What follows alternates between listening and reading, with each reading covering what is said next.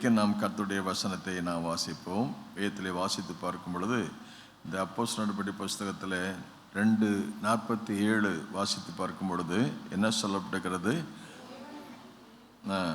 தேவனை துதித்து, ஆமென் சொல்லலாம். தேவனை துதித்து, முதலாவது ஆராதனை அவருக்கு. தேவனை துதித்தார்கள், ஜனங்களிடத்தில் தயவு பெற்றிருந்தார்கள். ரட்சிக்கப்படுகிறவர்களை கர்த்தர் என்ன செய்தார்?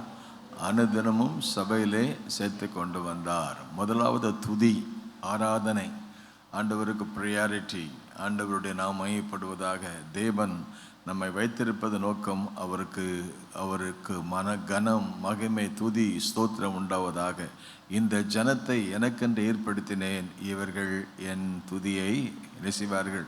முதலாவது ஆராதனை, ஆண்டவருடைய நாமம் உயர்த்தப்படுவதாக. அவர் ஆராதனைக்கு உரியவர், அவர் கனத்துக்கு உரியவர், அவர் மகிமைக்கு உரியவர். நான் தேவன் என்றால் என் கனம் எங்கே? ஒவ்வொரு ஆராதனையும் முதலாவது பகுதி துதி ஆராதனை. அதிகமாக இம்பார்ட்டன்ஸ் ஃபார் ப்ரையாரிட்டி வர்ஷிப். தேவன் ஆவியாயிருக்கிறார், அவரை தொழுது கொள்கிறவர்கள் ஆவியோடும் உண்மையோடும் அவருக்கு தொழுகை, ஆராதனை, வர்ஷிப், அவருக்கு ஸ்தோத்திரம். ஆகவே ஆண்டவருடைய நாமத்தில் நமக்கு முதலாவது சங்கீதக்காரன் சொல்கிறார், வாசல்களில் துதியோடும் அவருடைய பிரகாரங்களில் மகிழ்ச்சியோடும் ஆண்டவருக்கு ஸ்தோத்திரம். ஆகவே நாம் முதலாவது தேவனுக்கு கொடுக்கிற வேண்டிய கனம், மகிமை, ஆராதனை. நாம் அவருக்கு ஆராதனை செய்யும்போது ஏசாயா 6ஆம் அதிகாரத்தில் வாசித்து பார்த்தீங்கன்னா, கர்த்தருக்கு ஆராதனை செய்த போது அங்கே சொல்லப்பட்ட சேனைகளின் கர்த்தர் பரிசுத்தர், சேனைகளின் கர்த்தர் பரிசுத்தர், பரிசுத்தர், பரிசுத்தர் என்று சொல்லி போற்றப்படுவதை பார்க்கிறோம்.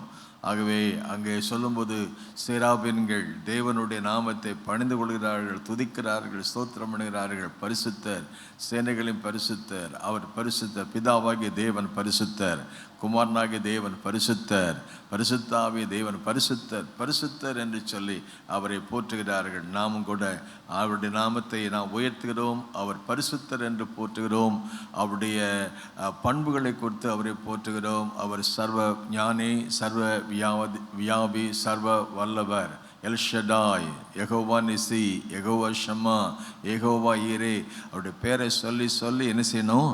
அவருக்கு துதி செலுத்தணும், அவரை புகழ வேண்டும். அவருடைய ஆசை, விருப்பம் என்றார் அவர் துதிகளின் மத்தியிலே வாசம் பண்ணுகிறார். ஆமென், அல்லேலூயா. எங்கே ஸ்தோத்திரம் இருக்கோ, எங்கே துதி இருக்கோ, எங்கே ஆராதனை இருக்கோ, அங்கே அவருடைய பிரசன்னம் இருக்கும். ஆகவே அவரை உயர்த்துவது, அவரை புகழ்வது, அவருடைய நாமத்தை நாம் சொல்லுவது. சில ரதங்களை கொடுத்தும் சில குதிரைகளை கொடுத்தும் மேன்மை பாராட்டுகிறார்கள். நாங்களோ எங்கள் தேவனாகிய கர்த்தருடைய நாமத்தை குறித்தே மேன்மை.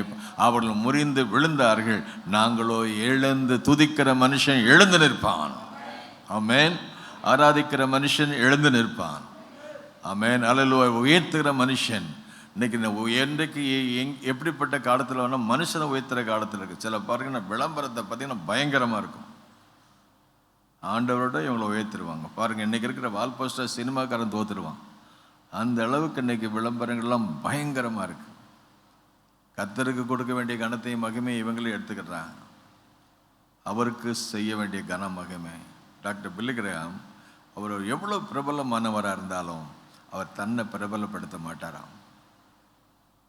ஒரு முறை 1977 நினைக்கிறேன், சென்னைக்கு வந்தபோது அங்கே Sundar clock, bishop Sundar clock அங்கே இருந்திருக்காங்க.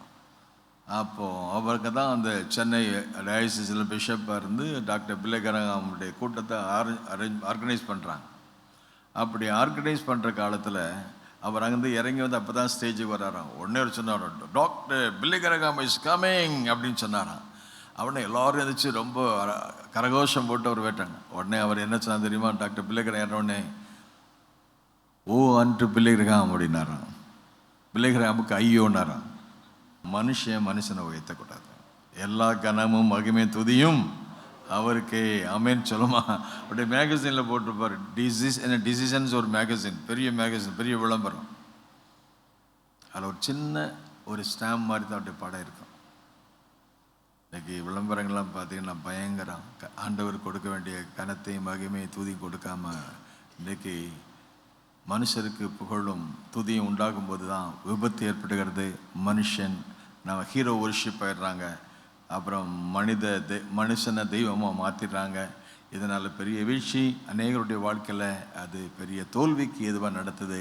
அவருக்கு கொடுக்க வேண்டிய கணத்தை கொடுக்கணும், இல்லைன்னா அவருக்கு கொடுக்க வேண்டிய கணத்தை வேறு எதுக்கும் கொடுத்தா அது விக்கிரகமாக மாறிடும்.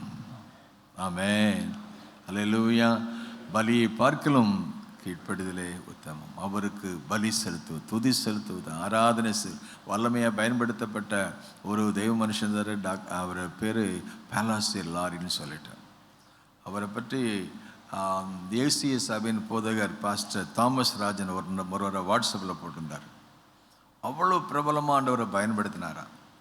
அப்படி அவர் சொல்கிறாரு, அந்த சென்னையில் அவங்கெல்லாம் கூட்டம் நடத்தின போது அவர் நடக்கும்போதே நிறைய அசுத்தாவிகள்லாம் ஓடுமா. அந்த காட்ஸ் க்ளோரி, காட்ஸ் ப்ரெசன்ஸ், அப்படியே காட்ஸ் பவர், காட்ஸ் அனாயிண்டிங் அப்படியே இறங்குமா. அப்படியே மேகம் மாதிரி இதை பார்ப்பாங்களாம். அப்போது அன்றைக்கு இருந்த கிறிஸ்தவ உலகம் மட்டும் இல்லை, அன்றைக்கு இருந்த மற்ற மார்க்கத்தை சேர்ந்தவர்களும் அவருடைய பிரசங்கத்தை ரொம்ப கேட்பாங்களாம். அவர் பாடல் பாடுவாங்களாம். அவங்க சொன்னார், அவர் என்ன, சென்னைக்கு எங்கெல்லாம் பஸ்ஸு போதும் அங்கெல்லாம் அவர் பாட்டு கேட்குமா, அல்லேலூயா பாட்டு கேட்குமா. அவ்வளோ தூரம் பிரபலமாக பயன்படுத்தப்பட்ட மனுஷன் கர்த்தர் பயன்படுத்தினார். அவர் ஆசிர்வதிச்சார், உபயோகப்படுத்த. கடைசியில் அந்த மனுஷன் அவர் நானே ஏசுன்ட்டார். கடைசியில் கீழே விழுந்துட்டார், பரிதாபமான நிலைமையில் இருக்கார். ஆகவே நம்ம அவருக்கு கொடுக்க வேண்டிய ஸ்தானத்தை கொடுத்தோம்னா நமக்கு வேண்டியது தன்னால். அவர் முதலாவது தேவனுடைய ராஜ்யத்தை நீதி திட்டு, அப்போதான் எல்லாம் நமக்கு எடுக்க வேண்டிய கணம் கிடையாது. கழுதை ஏசுநாதர் சுமந்து பண்ணும்போது கழுதைக்கு மரியாதை கிடைக்கிது. ஆமென். அவருக்கு ஓசன்னா ஓசன்னா கர்த்தருடைய நாமத்தில் வருகிற ஸ்தோத்திரி, அவருக்கு துதி கொடுக்கும்போது அந்த கழுதைக்கு கூட மரியாதை கிடைச்சது. இன்றைக்கி நாம் அவரை சுமப்போனால் நமக்கு ஒரு மரியாதை கிடைக்கும். அல்லேலூயா. ஆனால் அந்த இடத்த நம்ம எடுத்துக்கூடாது. கர்த்தர் உதவி செய்வார். ஆக முதல் நூற்றாண்டு சபையை பாருங்கன்னா அது எப்படி முதலாவது எதுக்கு இம்பார்ட்டன்ஸ் கொடுத்தாங்க? துதி, ஸ்தோத்திரம். அவர்கள் தேவனை துதி, எல்லாம் சொல்லுங்க, தேவனை துதித்தார்கள், தேவனுக்கு துதி செலுத்தினார்கள், அவரை உயர்த்தினார்கள். சாலமோன் கட்டின தேவாலயத்தில் தேவனை உயர்த்தி பாடின பொழுது 120 பேர் அவங்க தேவனுடைய நாமத்தை உயர்த்தி போகிறாங்க. ஆயிரக்கணக்கான பலிகள் செலுத்தப்பட்டது, ஆடுகள் மாடுகள் எல்லாம் பலி செலுத்தப்பட்ட கர்த்தரை துதித்த போது shekinah glory was filling the place. அந்த இடத்தை மகிமையின் மேகம் மூடியது. ஆமென் சொல்லுமா. நம்ம ஆராதனையில் தேவனுடைய பிரசன்னத்தை பார்க்கணும். அல்லேலூயா சோமா. தேவனுடைய வல்லமையை பார்க்கணும், தேவனுடைய அதிசயங்களை பார்க்கணும், தேவனை பார்க்கணும். தேவனை பார்த்துட்டு பிரசன்னத்தில் நம்மையும் பார்க்கணும். முதலாவது தேவனை பார்த்துட்டு ஏசாயா தேவனை துதித்த போது, தேவனை மகிமைப்படுத்தின போது தேவனை பார்க்குறாரு. ரெண்டாவதாக பார்க்குறாரு நம்முடைய அளவுகோல் யாரையும் பார்க்கக்கூடாது, ஆண்டவர் தான். அவருடைய பரிசுத்த நம்மிடத்தில் இருக்குதா, அவருடைய தெய்வீக நம்மிடத்தில் இருக்குதா, அவருடையதான அன்பு, நம்முடைய ஐக்கியம், அவருடைய சுபாவங்கள், டிவைன் நேச்சர், அதை பார்த்த உடனே, பரிசுத்தத்தை பார்த்த உடனே இவர் பார்க்குறாரு, தன்னை பார்க்குறாரு. முதல்ல he saw the God of Almighty, அந்த சர்வ வல்லவருடைய மகிமையை கண்டபோது க்ளோரி, அதை பார்த்த உடனே தன்னையை பார்க்குறாரு. தன்னையை பார்த்த உடனே சொல்கிற, ஐயோ நான் யாரு, நான் அசுத்தன்னு சொல்கிறார். முதலாவது தேவனை அவருடைய பிரசன்னத்தில், அவருடைய மகிமையில், அவருடைய பரிசுத்தத்தை பார்க்கும்போது நான் ஒன்றுமே இல்லை. ஆண்டவரே எங்களுடைய நீதியெல்லாம் உங்களுடைய பாதுவையில் அழுக்கான நான் யார் தெரியுமா, எப்படி தெரியுமா அப்படின்னு நாம் சொல்கிறத ஒன்றுமே கிடையாது, குப்பை. அவருடைய பரிசுத்துக்கு முன்னால் நான் ஒன்றும் இல்லை. ஆண்டவரே அவங்க சமூகத்தை வருவது நான் எதால் தகுதி கிடையாது. தேவனை பார்த்து தன்னை பார்க்குறாரு. தன்னை மட்டும் இல்லை, தான் வாழ்கிற சமுதாயத்தை பார்க்குறாரு. நீங்கள் holy, you are holy, holy, holy. I am not holy. நான் பரிசுத்தம் கிடையாது. இயல்பின்படி நான் பரிசுத்தம் கிடையாது, பிறப்பின்படி நான் பரிசுத்தம் கிடையாது, என் வாழ்க்கையின்படி நான் பரிசுத்தம். ஆனால் நீங்கள் என்னை பரிசுத்தமாக்குற தெய்வம். ஐயோ நான் அசுத்தன் அப்படின்னு சொல்லிட்டு நான் அசுத்த உதடு உள்ள மனுஷன் மத்தியில் வாசம் பண்ண, நான் அன்ஹோலி, நான் பரிசுத்தம். ஆனால் நீங்கள் என்னை பரிசுத்தமாக்குற தெய்வம். நான் வாழ்கிற சமுதாயம் அழுது கதறின பொழுது கர்த்தர் தம்முடைய பலிபீடத்திலிருந்து நெருப்பு எடுத்து தொடராரு, அவன் பரிசுத்தமாக்கப்படுறான். இன்னைக்கு வசனம் அக்னியாய் புறப்பட்டு வருது. இன்னைக்கு வசனம் வல்லமையோடு புறப்பட்டு வருது. தேவனுடைய வசனம் நம்மை பரிசுத்தமாக்குறது. இயேசுவின் ரத்தம் நம்மை பரிசுத்தமாக்குறது. ஆவியானவர் நம்மை பரிசுத்தமாக்குகிறார். ஆகவே அப்படிப்பட்ட சமயத்தில் தேவனுக்கு ஆராதனை செய்து துதித்து ஏசாயா கண்ட பொழுது, நான் அசுத்த மக்கள் மத்தியில் வாசம் பண்ணுறேன். அப்புறம் கேட்குறாரு, எப்பா உன்னை பரிசுத்தமாக்குன மாதிரி இந்த சமுதாயத்தை நான் பரிசுத்தமாக்குறியா, யாரை நான் அனுப்புவேன்னு கேட்டபோது அவர் சொன்னார், கர்த்தாவே என்னை அனுப்புங்க, என்னை பரிசுத்தமாக்குங்க. நான் வாழ்கிற சமுதாயத்தில் நான் உங்கள் பரிசுத்தத்தை, I want to carry the holiness of God in my life, நான் அதை கொண்டு போய் எல்லாரும் உங்கள் பக்கம் வர்றதுக்கு உதவி செய்யுங்க அப்படின்னு. எனக்கு இப்போ ஸ்டான்லி அவருடைய மெசேஜை நான் கேட்டிருந்தேன் காலையில் 3:30 மணிக்கு. அவர் சொன்னார், நம்முடைய பணம் எங்கே செலவு செய்யப்படுனா கிறிஸ்தவங்களுக்குள்ளேயே தான் செலவு செய்யப்படுது. ரட்சிக்கப்பட்டவங்களுக்குள்ளேயே தான் தொடர்ந்து பிரசங்கம், ரட்சிக்கப்பட்டவங்களுக்குள்ளே தான் எல்லா ஊழியமும், கிறிஸ்தவங்களுக்கு மத்தியிலே தான் எல்லா ஊழியம். 97% மக்கள் வெளியே இருக்காங்க. 3 பேர் மத்தியில் தான் நம்ம எப்போதும் நம்முடைய நேரத்தையும் நம்முடைய பணத்தையும் நம்முடைய பிரயாசங்களையும் செலவு செய்கிறோம். 97% மக்கள் வெளியே இருக்காங்க. என்ன நியாயம் இருக்குது அப்படின்னு கேட்குறாரு. ஆகவே நாம் ஆராதிக்கிறது நமக்கு பாக்கியம், ஸ்லாக்கியம். அதேவேளை 97% மக்கள் வெளியே ஆண்டவருக்குள்ள வராமல் இருக்காங்களே, அவங்களுக்கு நாம் ஆசீர்வாதம் இருக்க கர்த்தர் கிருபை செய்வாராக. ஆகவே முதலாவது தேவனுக்கு ஆராதனை, 2வது ஜனங்களிடத்தில் தயவு பெற்றிருந்தார்கள். ஆண்டவருடைய நாமம் மகிமைப்பட நாம சாட்சியாக இருந்தால் ஜனங்கள் கர்த்தரிடத்தில் சேர்த்து கொள்ளப்படுவார்கள். ஆகவே நாம் பரிசுத்த இருக்கும்போது, பரிசுத்த ஆவியானவர் நம்மை ஆட்சி செய்யும்போது, ஆளுகை செய்யும் பொழுது அவர்கள் நம்மை பார்ப்பார்கள். நீங்கள் தான் பூமிக்கு உப்பு, நீங்கள் தான் பூமிக்கு வெளிச்சம். ஆகவே நமக்குள்ள ஆவியானவர் வரும்போது அவர்கள் நம் மூலமாக இயேசுவை தரிசிப்பார்கள். இந்த வேதத்தை நீங்கள் வாசித்து பார்க்க அப்போஸ்தலர்களுடைய புஸ்தகத்தில் அவங்களுக்குள்ள அந்த பரிசுத்த தேவனுடைய பிரசன்னமும் தேவனுடைய வசனமும் தேவனுடைய அபிஷேகம் வந்த பொழுது அந்த பேதுருடைய பிரசங்கத்தில் ஒரே நாளில் 3000 பேர் சந்திக்கப்படாங்கன்னு பார்க்குறோம். ஆகவே 2:41 3000 பேர். 2வது இந்த 47ஆம் வசனத்தை வாசித்து பார்க்கும் பொழுது, அனுதினமும் என்ன செய்தாங்க, ரட்சிக்கப்படுகிறவர்களை கர்த்தர் என்ன செஞ்சாராம், முதல்ல 3000 பேர். அப்புறம் 2வது எத்தனை பேரா, டெய்லி அங்கே கணக்கே சொல்லப்படலை. 2வது அதுக்கப்புறம் பார்த்தீங்கன்னா 4 நாளில் பார்க்கும்போது 5000 பேர். 2ஆம் அதிகாரத்தில் 3000 பேர், 4ஆம் அதிகாரத்தில் 4 நாளில் 5000 பேர். அப்புறம் நீங்கள் பார்த்தீங்கன்னா 5:14 5:28 வாசித்து பார்க்கும் பொழுது திரளான ஜனங்கள் என்ன செய்தார்கள், அந்த தேவனுடைய வசனத்தினால் நிரப்பப்பட்டார்கள். திரளான ஜனங்கள், கணக்கில் அடங்காத, எண்ணிக்கையில் அடங்காதவர்கள். 3000 5000 நம்பரே சொல்ல முடியாத அளவுக்கு. 6:1 வாசித்து பார்க்கும்பொழுது சீசருடைய தொகை என்ன செய்துட்டு, எருசலேமில் என்ன செஞ்சுட்டு, அது பெருகிற்று அப்படின்னு சொல்லி வசனம் வாசித்து பார்க்குறோம். 6:7 வாசித்து பார்க்கும் பொழுது தேவனுடைய வசனம் என்ன செய்தது, விருத்தி அடைந்தது. சீசருடைய தொகை என்ன செய்துட்டு, மிகவும் பெருகிற்று. ஆமேன், அல்லேலூயா. எத்தனை பேர் பெருக்கத்தை விரும்புறீங்க? ஆமேன். 3000 5000 பெருகிற்று, அது வளர்ந்து பெருகிற்று தேசிய அளவில். அதை வாசித்து பார்க்கும் பொழுது யூதேயா, கலிலேயா, சமாரியா நாடுகளின் சபை எப்படின்றது, இன்னைக்கு சமாதானம் பெற்று எதில் வளர்ந்தது பாருங்க, பக்தி விருத்தி அடைந்து கர்த்தருக்கு பயப்படுற பயம், பரிசுத்தாவின் ஆறுதல் இவைகளிலே பெருகின. ஆமென், அல்லேலூயா. இவைகளில் பெருகணும். நம்பர் 1 சமாதானத்தில் பெருகணும். அல்லேலூயா சொல்லுமா, அல்லேலூயா. சமாதானம் இல்லாத ஒரு உலகத்தில் இருக்கிறோம், சண்டை நிறைந்த உலகத்தில் இருக்கிறோம், யுத்தம் நிறைந்த உலகத்தில் இருக்கிறோம், போட்டி நிறைந்த உலகத்தில் இருக்கிறோம், பாவம் நிறைந்த உலகத்தில் இருக்கிறோம். ஆனால் சமாதானத்தின் தேவன், தேவ Zaman, the peace of God, let the peace of God rule over the places.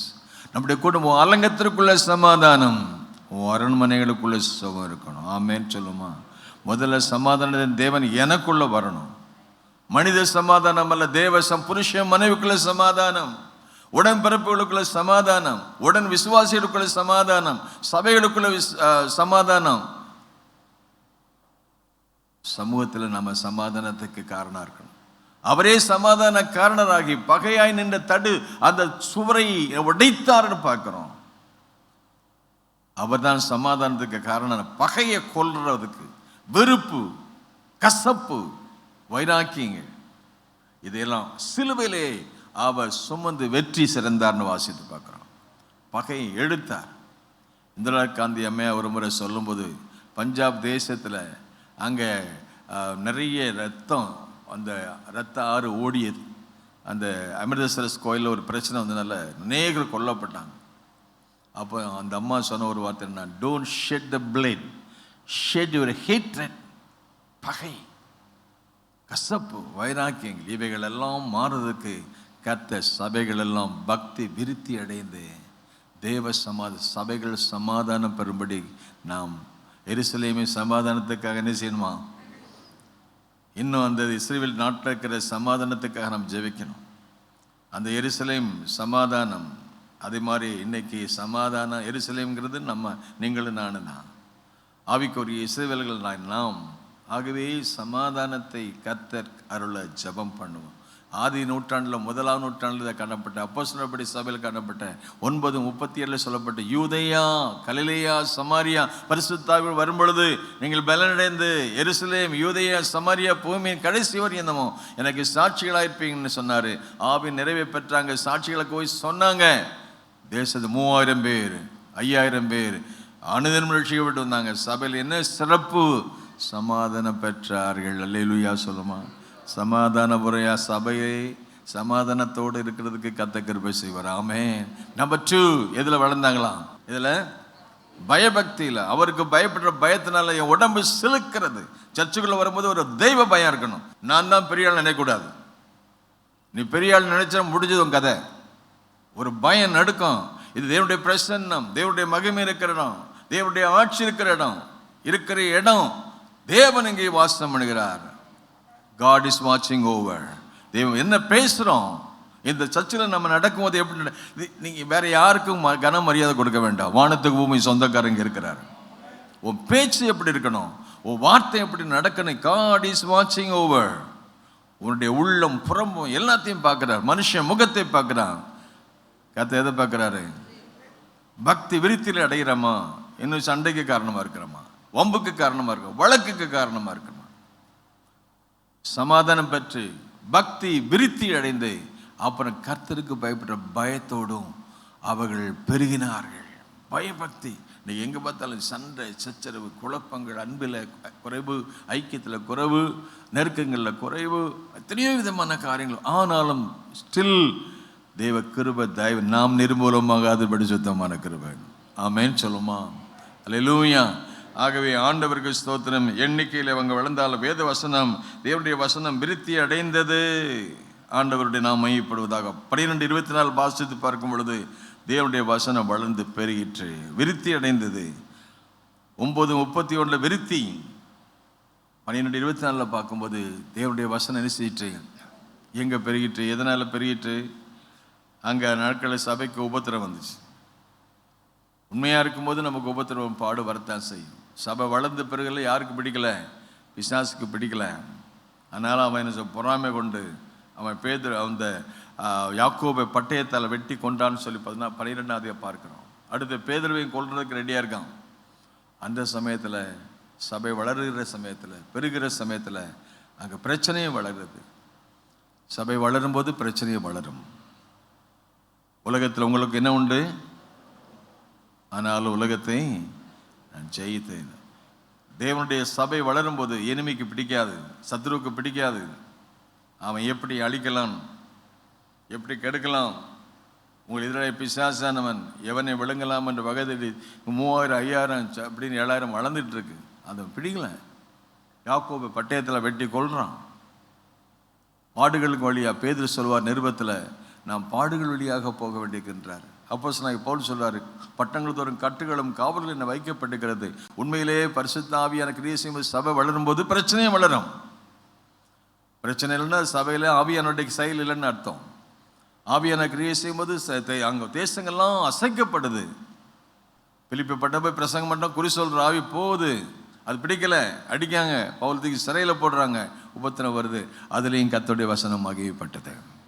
Man அல்லேலூயா.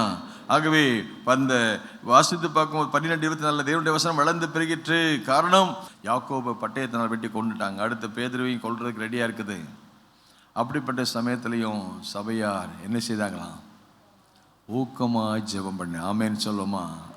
சபை வளரணுமா? ஊக்கமாக ஜெபம் பண்ணணும். அல்லேலூயா சொல்லுமா? அல்லேலூயா. ஆண்டவருடைய நாம ஒவ்வொரு நாளும் காலை ஜெபம், மத்தியான ஜெபம், ராத்திரி ஜெபம், எவ்ரி டே. ஒவ்வொரு நாளும் பார்த்தீங்கன்னா அங்கே கூட்டம், இங்கே கூட்டம், எல்லா பக்கம். இன்றைக்கி நம்முடைய விசுவாசிகள் பிள்ளைகளுக்கு வீட்டில் நானும் காலையில் மத்தியானம் சாயங்காலம் ஓடிக்கிட்டே தான் இருக்கேன். அங்கே ஜெபக்கூட்டம் நடக்குது. பல கிராமங்கள் இந்த ஆட்கள் வராங்க. சந்தோஷமாக இருக்குது. போன வருஷம் மட்டும் 42 இடங்களில் புதுசாக இயேசுவை பற்றி அறியாத கிராமங்களில் போய் ஹவுஸ் சர்ச்சஸ் அல்லது வீட்டு சபைகளை ஆரம்பிக்க கர்த்தர் நம்ம கிருபை செஞ்சுக்கிறாரு. சொல்லாத இடத்துல போய் சொல்லி, ஒரு படகுல இருக்கிற மீனையே பிடிக்காம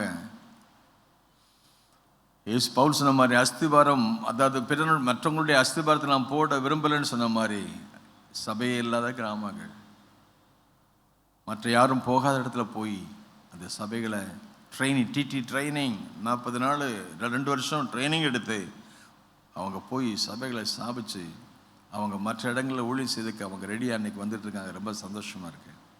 அவங்கள ட்ரைனிங் பெற்று அங்கங்கே ஆத்மாக்களை கொண்டு வர்றாங்க. ரொம்ப மகிழ்ச்சியாக இருக்குது. ஆகவே அப்படி ஒவ்வொருத்தரும் வந்து சபை ஊக்கமாக ஜெபிக்க ஆரம்பித்தாங்க. ஜெபம் பண்ணோடனே நமக்கு தெரியும் 12ஆம் அதிகாரம், சபை ஜெபிக்க ஆரம்பித்த போது தேவன் என்ன செய்கிறானா? பரலோகத்தை திறக்கிறார், தூதனை அனுப்புகிறார். சிறைச்சாலை அந்த பேதுருவை போய் அவனை கூட்டிகிட்டு வர்றாரு. அவர் தூதனை அனுப்பின பொழுது யாரும் போகாத இடத்துல தூதர்கள் போகிறாங்க. சிறைச்சாலைக்கு உள்ள 1ஆம் காவல், 2ஆம் காவல், 3ஆம் காவல். இன்றைக்கு நீங்களும் நான் அதிகமாக ஜெபிக்கிற பொழுது கர்த்தர் மாபெரும் காரியங்களை செய்கிறார். சபை ஊக்கமாக ஜெபிக்கிற பொழுது, அல்லேலூயா சொல்லுமா, 120 நாள் நம்ம ஜெபம் வச்சுக்கிறோம். ஜெபம் நடந்துக்கிட்டு எப்போதும் கர்த்தர் ஆத்துமாக்களை கொண்டு வர புது இடங்களில். போன வாரத்தில் இங்கே பல குடும்பங்களை போய் சந்தித்தேன். அவங்க சொன்ன 3 வருஷம் வந்துருக்கேன் பாஸ்டர்ன்னு சொன்னாங்க. 3 வருஷம் வந்தவங்கள ஒரு நாள் கூட போய் பார்க்கலன்னு போய் பார்த்து, அவங்க இருக்கிற ஒரு கிராமத்தில் போயிருக்காங்க. அந்த கிராமத்தில் போய் பார்த்தவங்களுக்காக ஜெபம் பண்ணிட்டு கர்த்தர் கிருபை செஞ்சாங்க. ஆகவே ஆண்டவருடைய நாம் மையப்படுவதாக சபை ஜெபிக்கிற போது தேவன் தம்முடைய தூதன் அனுப்புவார். இந்த காலை ஆராதனையில் உங்களுடைய பாடுகள் மத்தின உபத்திரவத்தில் இங்கே ஜெபிக்க ஆரம்பித்தா தேவன் பரலோகத்தை திறப்பார், வானத்தை திறப்பார், தம்முடைய தூதனை அனுப்புவார். இந்த மாத வாக்குத்தத்தின்படி வழிகளிலே உங்களை காக்கவும் அவர் ஆயத்தம் பண்ண ஸ்தானத்தை கொண்டு போய் சேர்க்கவும் தம்முடைய தூதனை அனுப்புவார். எத்தனை விசுவாசிக்கிறீங்க? அல்லேலூயா. நீங்கள் ஜெபிக்கிற போது உங்கள் வீட்டுக்கு தூதன் வருவார். மரியாள் வீட்டுக்கு வந்தாரே, யோசேப்பு வீட்டுக்கு வந்தாரே. ஜெபிக்கிற போது உங்கள் வீட்டுக்கு தேவன் தம்முடைய தூதனை அனுப்புவார், தூதுவை அனுப்புவார். அவரே வந்து உங்களுக்கு உதவி செய்வார். ஜெபிக்கிற பொழுது அந்த ஜெபத்தை கேட்டு வானத்தை திறந்து தூதனை அனுப்பி எங்கே அனுப்புகிறாரு? சிறைச்சாலைக்கு அனுப்புகிறார். நீங்கள் நானும் போகாத இடத்துக்கு தூதனை அனுப்புவார். நீங்களும் நானும் சொல்லக்கூடாதா? அந்த ஆஸ்பத்திரியில் போய் நம்ம ஐசியூ கேரில் போயிருந்தீங்கன்னா அவர் உங்களை வந்து அங்கே சந்திப்பார். நான் வராத இடத்துக்கு, நீங்கள் போக முடியாத இடத்துக்கெல்லாம் அவர் போவார். கரங்களை தட்டி நம்ம ஜெபம் போகும். நம்முடைய ஜெபத்திற்கு ஏற்ற பதில் கொடுப்பார். நம்ம கையில் God has given us a powerful weapon in our hand. That is a prayer. We can shake the nation upside down. உலகத்தை அசைக்க தெய்வ கரத்தை அசைப்பது. இன்னைக்கு காலையில் நெல்லை ஜெபராஜ் பிரசங்கத்தை கேட்டு வந்தேன். அவர் ஜெபத்தை கொடுத்து ப்ரேயர் ஷெடியூல் பண்ணணும்னு சொல்கிறாரு. ஜெபிக்கும் போது ஃபோனை ஆன் பண்ணாதன்னு சொல்கிறார். ஆண்டோடைய நாம் மகிமைக்கு எதுவாக இருக்க நமக்கு கையில் கொடுத்த அந்த ஆயுதத்தை பயன்படுத்தும் போது தேவன் வானத்திலிருந்து இறங்கி வருவார், சிறைச்சாலைக்கு வருவார். பேதுரு அங்கே கட்டப்பட்ட கையிலெல்லாம் என்ன சங்கிலி கட்டப்பட்டிருக்குது. அந்த சங்கில வந்த உடனே God's presence was filling the place. எங்கே? சிறைச்சாலையில் தேவனுடைய பிரசன்னம் நிரப்பப்படும். சிறைச்சாலையிலேயே தேவனுடைய பிரசன்னம் தான் அந்த கையில் கட்டெல்லாம் தன்னால் கீழே விழுது. இன்றைக்கி உங்கள் கையில் விழுந்த கட்டு, காலில் உள்ள கட்டு, உடம்புல உள்ள கட்டு, பேய் பிசாசு கட்டு, சுகவீன பலவீனம் எல்லாம் மாறுபடி அந்த தேவனுடைய பிரசன்னம் வந்து இறங்கும். ஆமென், ஆமென் சொல்லுங்களேன். நல்ல உற்சாகமாக கரங்களை தட்டி கர்த்தர், ஆண்டவரே உங்கள் நல்ல ஆவியானவர் எங்களுக்குள்ள வரணும். ஆண்டவர் கர்த்தருடைய ஆவியானவர் எங்கே உண்டோ சிறைப்பட்டவர்களுக்கு விடுதலை கொடுக்கும்படி அவர் என்னை அனுப்பினார். ஆவியானவர் எங்கே உண்டு அங்கே விடுதலை உண்டு. அந்த விடுதலை சத்தியத்தை கேட்குறோமே, விடுதலை அபிஷேகத்தை பார்க்குறோமே, அப்போ எனக்குள்ள ஒரு பெரிய ஐ நீட் எ சேஞ்ச். அதை அனுபவிக்கணும். போன வாரம் ஆவி ஆத்மா சரத்தை 3 நாள் டீச்சிங் சூப்பராக பண்ணேன். எதெல்லாம் விடுதலை? என் ஆவியில் ஒரு விடுதலை, என் ஆத்மாவில் விடுதலை, என் சரீரத்தில் விடுதலை, பொருளாதாரத்தில், குடும்ப வாழ்க்கையில் விடுதலை, change. God's presence, God's glory, God's power, God's anointing. வசனத்தை அனுப்பி ஜெபிக்கிற போது தூதனை அனுப்பணும். வானத்திலிருந்து பலகணிகள் திறக்கப்படணும். சிறைச்சாலை கட்டுகளை கீழே விழுது, கதவுகள் தானாக திறக்கப்படுது. ஆண்டவர் கட்டப்பட்ட மக்களை விடுதலை கொடுக்கிறாரு. யாரெல்லாம் விரோதமாக எழுப்புனாங்களோ அவங்களாம் ஆண்டவர் சும்மா விடலை. அந்த வசனம் பாருங்க, இந்த தேவனுடைய வசனம் வளர்ந்து பெருகிட்டுன்னு சொல்லியிருக்குதே, அந்த 12 வசனம். அதுக்கு மேலே கொஞ்சம் பார்த்தீங்கன்னா, ஏரோது என்ன செஞ்சானா, அந்த நாட்களில் ஏரோது என்ன செஞ்சானா, 12ஆம் அதிகாரத்தில் அந்த 22, 23 பார்த்தீங்கன்னா, ஏரோது என்ன செஞ்சானா, பெரிய வஸ்திரம் தரித்து உட்கார்ந்து என்ன செஞ்சானா, குறித்த நாளில் ஏரோது என்ன செஞ்சான், ராஜ வஸ்திரம் தரித்து கொண்டு சிங்காசனமே உட்கார்ந்து என்ன செய்தான், பிரசங்கம் பண்ணான். அவனும் பிரசங்கம் பண்ணுவான். அப்பொழுது ஜனங்கள் இது மனுஷ சத்தம் அல்ல, என்ன சத்தம், தேவ சத்தம்னு சொல்லிட்டு அதெல்லாம் கேட்டு புகழ்ந்தான். அப்படி இருக்கும்போது அவன் என்ன செய்யலை, தேவனுக்கு மகிமை செலுத்தாதபடினால கர்த்தருடைய தூதன் அவனை அடித்தான். அவன் என்ன செஞ்சான், இவன் தான் உள்ளத்துக்கு போட்டவன், அவன் எல்லாரையும் பட்டயத்தை வெட்டினவன். அதுக்கப்புறம் மட்டும் இல்லை, யோவான் ஸ்நானகனை ஏற்கனவே காலி பண்ணவன். யோவான் ஸ்நானகன் வந்து நீ செஞ்ச தப்புன்னு சொன்னதுனால யோவான் ஸ்நானனை காலி பண்ணவன், யாக்கோபை காலி பண்ணவன், இப்போ பேதுருவையும் காலி பண்ண வந்தவன். இவனையும் ஆண்டவர் சும்மா விடலை. யார் ஆண்டவருக்கு விரோதமாக எழும்புனாங்களோ சும்மா விட மாட்டார். அங்கேயும் தூதன் அனுப்புகிறாரு. அல்லேலூயா சொல்லுமா. கர்த்தருக்கு விரோதமாக மனுஷன் எழும்புனான்னா அது கர்த்தர் பார்த்துக்கொள்வார். நாம் அதை பற்றி சொல்ல அவசியம் கிடையாது. ஆமென் சொல்லுமா. கர்த்தர் எனக்காக யுத்தம் பண்ணுவார், உங்களுக்காக யுத்தம் பண்ணுவார். நீ கர்த்தருடைய பட்சத்தை வரும், ஓம் பட்சத்தில் இருப்பார். கர்த்தர் நமக்காக யுத்தம் பண்ணுவார். ஆமென் சொல்லுமா. இன்னும் 2 நாளாகும் 20ஆம் அதிகாரத்தில் பார்க்கும்போது யோசபாத் சொல்லும்போது, யோசபாத் யுத்தம் கர்த்தருடையது, கர்த்தர் உமக்கு என்ன செய்வார். யாத்திராகமம் 14 சொல்லப்படுகிறது. நீங்கள் சும்மா இருந்தால் போதும், கர்த்தர் உங்களுக்கு என்ன செய்வார். எத்தனை பேர் ஆமென் சொல்கிறீங்க? பரவாயில்ல பாஸ்டர், நல்லா சொல்கிறீங்க. சும்மா இருந்தால் போதும்னு சொல்கிறீங்களே. ஜெபம் பண்ணணும். ஜெபம் பண்ணிட்டு சும்மா இருந்தால் போதும். ஜெபம் பண்ணிட்டு வேறு ஒன்றும் போய் செய்ய வேண்டாம். கர்த்தர் நமக்கு ஆயத்தம் பண்ணார். யோரோதுவை பார்க்குறாரு, தூதனை அங்கே அனுப்புகிறாரு, அவனை காலி பண்ணுறாரு, இவனுக்கு வழியை திறக்கிறாரு. 2 விதமான நிலையில் தூதன்கள் வேலை செய்கிறாங்க. நாம் எதுக்கு பாத்திரமாக இருக்கிறோமோ அதுக்கு சகாயம் பண்ண போதுமானவராக இருக்கிறார். ஆண்டவர் சபை வளர்ந்துட்டு பெருகிட்டு, தேவனுடைய வசனம் பிரசித்தமாயிற்று, வளர்ந்து பெருகிற்று. அதோடு மட்டுமல்ல, இன்னொரு காரியத்தை மட்டும் சொல்லி முடிக்க விரும்புகிறேன். தேவனுடைய வசனம் தேசமெங்கும் பிரசித்தமாயிற்று. ஆமென். 13:49 பாருங்க. தேசமெங்கும், எல்லாம் சொல்லுங்க பார்க்கலாம். எல்லாம் சொல்லுங்க. தேசம் இந்தியாவில் பரவணுமா வரணும்னா, தேசமெங்கும், நேஷன், தேசிய அளவில், யூதேயா சமாரியா, யூதேயா சமாரியா, அப்புறம் இந்த மாநில அளவில் பழவியது, தேசிய அளவில் பரவ தேசமெங்கும். அது பிரசித்த 13:49. அதை விட இன்னொரு வசனம் சொல்லப்படுகிறது 19:20. தேவனுடைய வசனம் பலமாய் மேற்கொண்டது. ஆமென். நல்ல கரங்கத்தில் அல்லேலூயா. பலமாய் சொல்லுங்களேன். ஆமென் சொல்லுங்களேன். எங்கள் பலமான்னு சொல்லுங்களேன். நான் எவ்வளோ பலமா 78 வயசில் பிரசங்கம் பண்ணிட்டு இருக்கேன். இன்னும் 3-4 சர்வீஸில் பிரசங்கம் பண்ணணும். ஆமென், ஆமென், ஆமென். தூக்கம் கிடையாது. உட்காந்து அழுது ஜெபமிட்டு வந்திருக்கேன். 12 மணிக்கு தான் படுப்பேன். 3 மணிக்கு எந்திரிச்சு உட்காந்து நிற்கேன். அப்படியே டயர்டு, கண்ணு கட்டுது. தேவனுடைய கிருபை தாங்குது.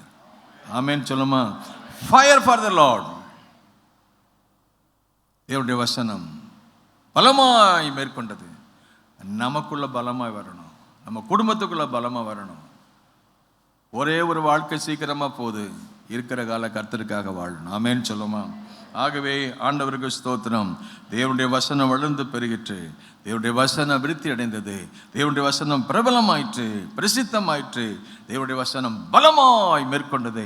அதை நாம் காண கத்த கிருபை வந்திருக்கலாமா? ஆமென் சொல்லும். அல்லேலூயா. தகப்பனே, உம்மை துதிக்கிறோம், உம்மை ஸ்தோத்திரிக்கிறோம். நீர் பாராட்டின கிருபைகளுக்காக ஸ்தோத்திரம். பரிசுத்த ஆவியோடு வரும்பொழுது நீங்கள் பலனடைந்து எருசலேம், யூதேயா, சமாரியா பூமியின் கடைசி வரையும் சாட்சிகளாக இருக்க உங்களை பலத்தால் இடையிட்டும் ஆண்டவரே. என்னுடைய கால்களை மான்களுடைய கால்களைப் போல மாற்றும். உம்மாலே ஒரு சேனைக்குள் பாய்வேன், என் தேவனாலே ஒரு மதிலையும் தாண்டுவேன். முதல் நூற்றாண்டு சபை ஜெபிக்க ஆரம்பித்த போது ஆண்டவரே, சபை வளர்ந்து பெருகிற்று. உம்முடைய நாமம் மையப்பட செபிக்கிறோம். உங்க நாமம் உயரணும், மேன்மை அடையணும். பாடுவேன் பாடுவோம் அல்லேலூயா. உங்க நாமம் உயரணும், மேன்மை அடையணும். பாடுவோம் அல்லேலூயா. ஹல்லேலூயா ஹல்லேலூயா ஹல்லேலூயா ஹல்லேலூயா. யாவே யாவே ஹல்லேலூயா. யாவே யாவே ஹல்லேலூயா. பெருங்காற்று அடங்கி போகும், எக்கடலும் வழி திறக்கும். உங்க நாமம் உயர்த்தும் போது கண்மலையும் கரைந்து போகும். பெருங்காற்று அடங்கி போகும், எக்கடலும் வழி திறக்கும். உங்க நாமம் உயர்த்தும் போது கண்மலையும் கரைந்து போகும். இயேசுவே உம் நாமமே உயரணும். அல்லேலூயா. இயேசுவே உம் நாமமே பெருகணும். அல்லேலூயா. உங்க நாமம் உயரணும், என்று மேன்மை அடையணும். பாடுவேன் பாடுவோம் அல்லேலூயா. உங்க நாமம் உயரணும், என்று மேன்மை அடையணும். பாடுவேன் பாடுவோம் அல்லேலூயா. சிங்கத்தின் கேபி தீச்சூளை நடுவிலும் உங்க நாமம் உயர்த்தும் போது சேதங்கள் அணுகிடாது. சிங்கத்தின் கேபியிலும் தீச்சூளை நடுவிலும் உங்க நாமம் உயர்த்தும் போது சேதங்கள் அணுகிடாது. இயேசுவே உம் நாமமே உயரணும். அல்லேலூயா. இயேசுவே உம் நாமமே பெருகணும். அல்லேலூயா. உங்க நாமம் உயரணும், இன்று மேன்மை அடையணும். பாடுவேன் பாடுவோம் அல்லேலூயா. உங்க நாமம் உயரணும், இன்று மேன்மை அடையணும். பாடுவேன் பாடுவோம் அல்லேலூயா. உங்க நாமம் உயரணும், இன்று மேன்மை அடையணும்.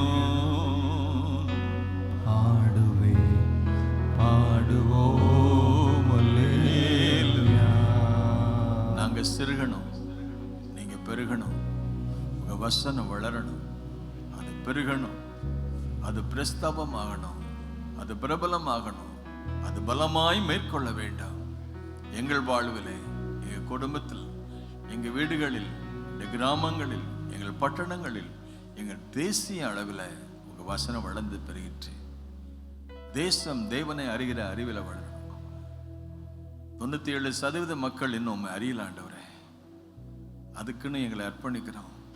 கடைசி சொட்டு ரத்தத்தையும் எங்களுக்காக கொடுத்தீங்களே, ஒரு சொட்டு ரத்தமும் வீணாக போகாதபடி, வீணாய் போகாதபடி எல்லா மக்கள் ரட்சிக்கப்பட வேண்டும். தேவ சித்தமாக இருக்கு. ஒருவங்களுக்கும் நாங்கள் இடர்கள் உண்டாகாதபடி என்னுடைய வார்த்தை, என்னுடைய வாழ்க்கை பயனுள்ளதாக இருக்க எங்களுக்கு உதவி செய்யுங்க. தேவனுடைய வசனம் வளர்ந்து பெருகிற்று. தேவனை துதித்து ஜனங்களிடத்தில் தயவு பெற்றிருந்தார்கள். ரட்சிக்கப்படுகிற கர்த்தன் அனுதினமும் சபையில் செய்து என் மூலமா உங்க ராஜ்யம் கட்டப்படணும், உங்க நாமம் மையப்படும், ஒருவராது என் மூலமா இடல் அடையாதபடி என்னை ஆசீர்வாதத்திற்கு பாத்திரமாக பயன்படுத்துங்க. தூதனை அனுப்புங்க ஆண்டவரே. ஏரோதிட்டத்திலையும் தூதனை அனுப்புனீங்க. ஆனா பேதுருடைய சிறைச்சாலையும் தூதனை அனுப்புனீங்க.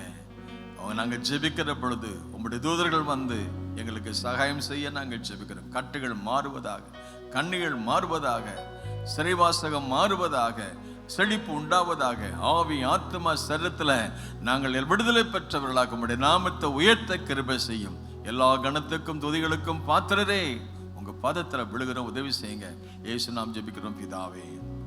ஆத்துமாவே கர்த்தரை ஸ்தோத்திரி, உலகமே பரிசுத்த நாமத்தை ஸ்தோத்திரி. ஆத்துமாவே கர்த்தரை ஸ்தோத்திரி, அவர் சகலம் வருவாதே. ஆமென்.